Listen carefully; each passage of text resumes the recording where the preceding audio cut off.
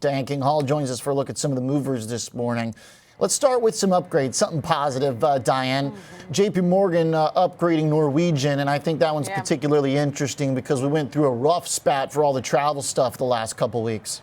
It did, and I mean, the point of this, it sounds like JPMorgan Chase is taking away from recent meetings with top brass over at Norwegian is the cruise lines are not the airlines, because we've heard the airlines flag some worries about the consumer, but it's not just the macro backdrop that's hitting the airlines. They have other factors affecting those. And the cruise lines, it appears to be a different story. Norwegian has, JPMorgan Chase has upgraded Norwegian to overweight from neutral, essentially a buy rating, overrate. The stock rallying nearly 4% off the back of this. They had this conference last week. This is a JPMorgan conference where it's the meeting of leisure, restaurants, lodging, gaming, kind of essentially like a hospitality conference.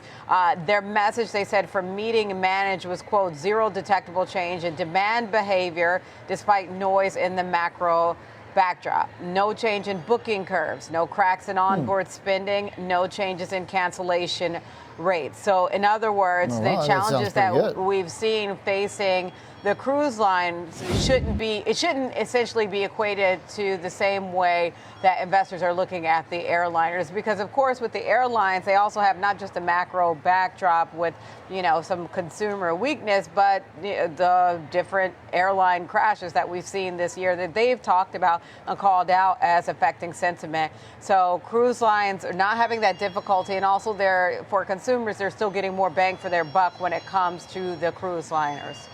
That's a pretty encouraging note for the group, so I can see why Norwegian's responding to it. Up a little bit here, 4%, we'll take that. And if it's not in the numbers, it's not in the numbers. So it sounds like they're pretty highly convicted, saying to buy the stock, and that's a pretty interesting place for these companies to be in as sort of reliable consumer trades. From 29 to 20, so I guess they're ready to scoop up the dip. We'll see who follows. Carnival, Royal, both pretty solid right now. Yeah, indeed. And Carnival reports earnings on Friday. So obviously that will give us more visibility on what the demand picture looks like if that, kind of reinforces what we're seeing from JPMorgan Chase and its visibility on Norwegian.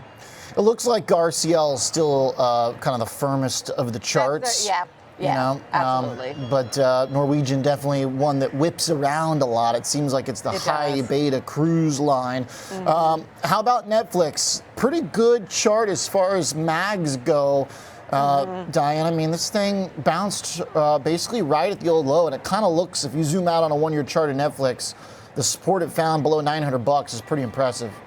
Yeah, right now. So today it's on the receiving end of an upgrade from MoffettNathanson. They're upgrading it to a buy from neutral. They're boosting their price target as well to 1,100. Their previous price target was 850. So certainly some significant upside from here to reach that target. They're, essentially from before today's open, that would have been about roughly 20% advance from the current level. So a lot of this outlook has to do with advertising.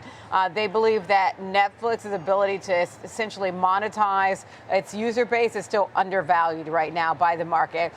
They've talked about this expansion of their advertising capabilities. We've seen that, especially when you had that lower tier level, the ad-supported tier now, and they raised prices for that for the first time in January. So they see that, in other words, as a trigger, as a catalyst for Netflix, especially the forecast now from this analyst is they project that Netflix will generate more than $10 billion in ad revenue by the end of the decade, which is up from an estimated $1.5 billion. Okay. Like I said, chart looking good. Sounds like the commentary is pretty good. Pushing it up to $1,100. Not messing around. Saying all-time highs. Yeah, they're not.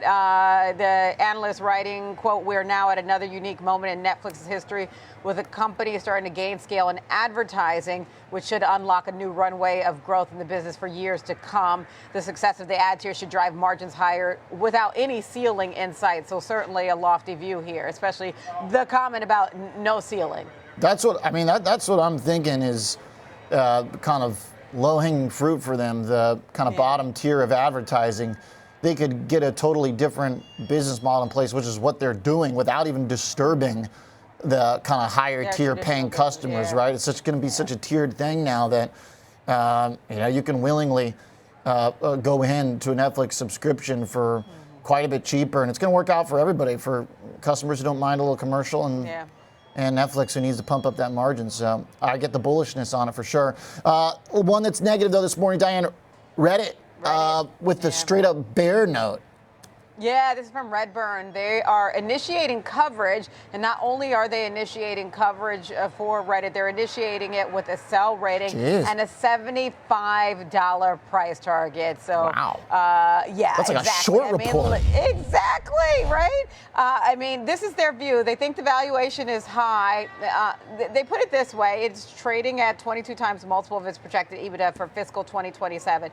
But they say essentially, if you take into account stock-based compensation, the multiple increases to 54 times. So that's where their question is. And then the other thing they do is they compare it to Pinterest. I don't know if that's fair, but they say that Reddit is being valued at a significant premium relative to Pinterest. The point that high multiples can be justified for growing companies. They think that Reddit's growth eventually is going to level off and that the premium over Pinterest isn't justified.